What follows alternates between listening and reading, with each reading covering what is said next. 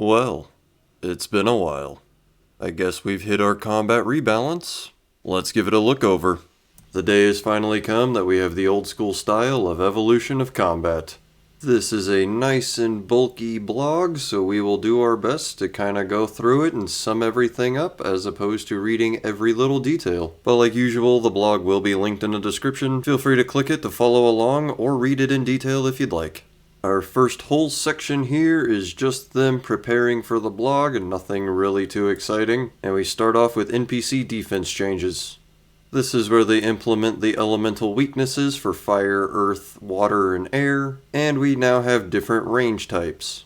So far seems so good. We already have a bunch of different attack styles with melee, so I don't see why it's a problem to also split mage and range.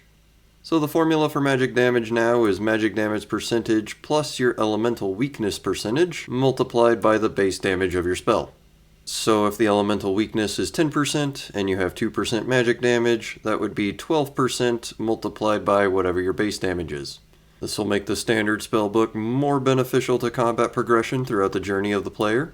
Monster Examine will be able to show all of the vulnerabilities and weaknesses, but realistically most of us will probably just use the wiki, which sounds like a good point to divert over to the wiki page itself real fast. So we just pulled up the example Adamant Dragon. The combat stats for the monsters are the same, so is their aggressive stats, but their defenses are now more varied. So looking at the Adamant Dragon, in terms of range, it looks like your light weapons and normal weapons won't be as effective as the heavy weapons. It has normal magic defensive bonus, but is weak to earth spells. And in melee, you are still better off using stab than you would be crush, which is all better than slash. Like I said, this is probably going to be a good thing because it just makes more diversity available for monsters throughout the game, as well as the future where they can now build upon different varying weaknesses. So far we seem so good, Jagex. Let's keep going. This now brings the detailed list of all of the enemies impacted by this change currently. Air is effective against Barrows Brothers, Avianzes, Ghosts, and Skeletons. Don't really see an easy way to remember that they're weak to air other than checking it. Water makes actually a bit of sense. It's all of your dragons minus metal dragons. A chunk of demons, so demonic gorillas, Cerberus, and Krill. And other things that seem like they would be weak to water, with the exception being that Mole is for some reason. Earth spells are now going to be effective on all of your other dragon types, the metal dragons and worms. And for some reason water fiends, I would think they would be weak to fire or air. And fire becomes your ice melter and bug killer. So pretty much anything with ice in its name. Spiders, Vespula, Kefri and her scarabs. You could also ignite moss giants. And Zulrah is a reptile which you could burn, I guess. The abyssal portal, which seems like that should actually be weak to water. And the nightmare's totems. We kept the list relatively light so it doesn't feel like every NPC changes overnight. We appreciate that. Plus, most of the monsters that are listed are kind of lower, earlier game encounters anyhow, so it's not going to change all too much in the endgame.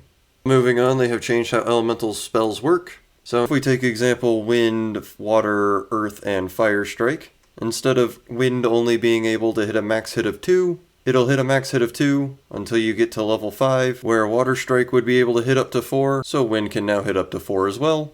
Same thing happens when you hit level 9 for Earth Strike. Both prior spells now have an increase to their max hit. And finally, when you get to Fire, everything caps out at Fire's max hit. Same thing happens in Bolts, Blasts, Waves, and Surges. Now on to the range defense split. We now have 3 types of range ammunition. Light is for your thrown things like darts and knives. Standard is just your typical arrows that you would expect. And your heavy is going to be bolts and javelins, so your crossbows and your ballistas. So dragons are now going to be weak to crossbows, and that is entirely across the board. Ziliana, Corp, Gargoyles, Nex, Vasa, Vespula's Portal, Mystics and Basilisk Knights, as well as Baba and Leviathan are all now weak to range heavy, so crossbows and ballista. And things that are weak to light, such as the blowpipe, are now Lizardmen and Vespula herself. And they've also made a handful of tweaks to melee defenses, also on the NPCs they've touched, so dragons, gargoyles, lizardmen, Vasa, mystics, basilisk knights, and Duxus Celis has had his slash defense reduced. Then we look at our item rebalances with the mage damage redistribution. Overall, there has been a bunch of tweaks with the occult necklace standing out being cut in half from 10% to 5% magic damage. But basically they have retouched every single piece of mage armor in the game, as well as the augury prayer, and all of the other mage prayers and set bonuses. Long story short, just play the game and see how mage feels. It'll probably feel about the same, just better for lower level players. And then we get to move on to the other item tweaks. Soul Reaper Axe has been improved a bunch. You'll retain your stacks whenever you switch a weapon. Stat reduction is now doubled the timer before it begins happening. And you don't have to use the special attack to get your health back. It'll just naturally return as your stacks decrease. Elder Maul gets a special attack worth 50% energy. It'll reduce your target's defense by 35%, and it hits at 25% accuracy. The Inquisitor's Mace now gets 2.5% accuracy and damage whenever you wear it with the Inquisitor's set.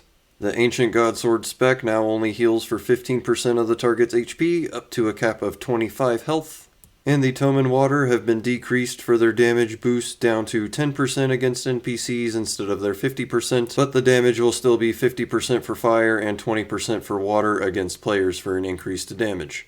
So now the tomes seem like they're mostly going to shine whenever you use them in conjunction with the weakness that they are applied to, so fire and water at the moment. More changes is the increase of the Dragon Warhammer drop. No longer will you hit a 0 if you pass an accuracy check, it'll only happen if you miss, otherwise that 0 will be a 1 instead. There is now a Cursed Amulet of Magic at a drop rate of 1 in 5 from a Necromancer South Ashasian. This is basically now the Splashing Amulet. Low-level prayers have had their reduction rates reduced so that way they last longer, incentivizing newer players to use prayers. And the increase for range and strength prayers will now boost it by 1 if they are lower than 20 instead of the percentage where they won't do anything. They've removed the delay of autocast whenever you're attacking an NPC. Some really good changes for Tombs of Amasket for the Path of Atmemkin. Yes, there's been an increase to the hit points of the monkeys in the monkey room, but you will always max hit now with damage whenever you attack them with their corresponding style that they are weak to. All in all, this just makes that puzzle room be much faster.